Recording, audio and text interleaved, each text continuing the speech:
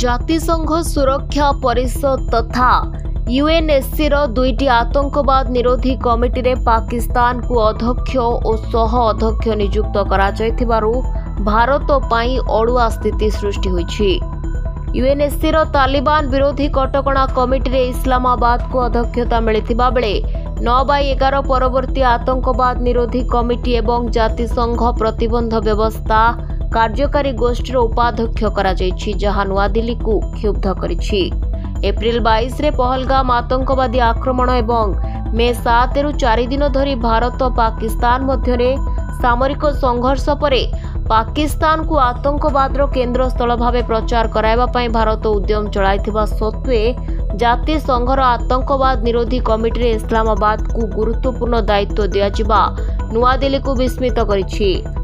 ପାକିସ୍ତାନର ସ୍ପଷ୍ଟ ଆତଙ୍କବାଦ ବିରୋଧରେ ଭାରତର ଲଢ଼େଇ ପଛରେ ସମର୍ଥନ ଯୋଗାଡ଼ ଉଦ୍ୟମ ସ୍ୱରୂପ କେନ୍ଦ୍ର ସରକାର ଗତ ମାସରେ ଜାତିସଂଘ ସୁରକ୍ଷା ପରିଷଦର ସଦସ୍ୟ ରାଷ୍ଟ୍ର ସମେତ ବିଭିନ୍ନ ଦେଶର ରାଜଧାନୀକୁ ବହୁ ଦଳୀୟ ସଂସଦୀୟ ପ୍ରତିନିଧି ମଣ୍ଡଳୀ ପଠାଇଥିଲେ।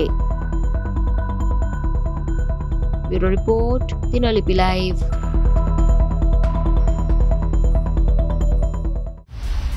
दिनलिपि लाइव को एबे ही लाइक शेयर सब्सक्राइब करंतु।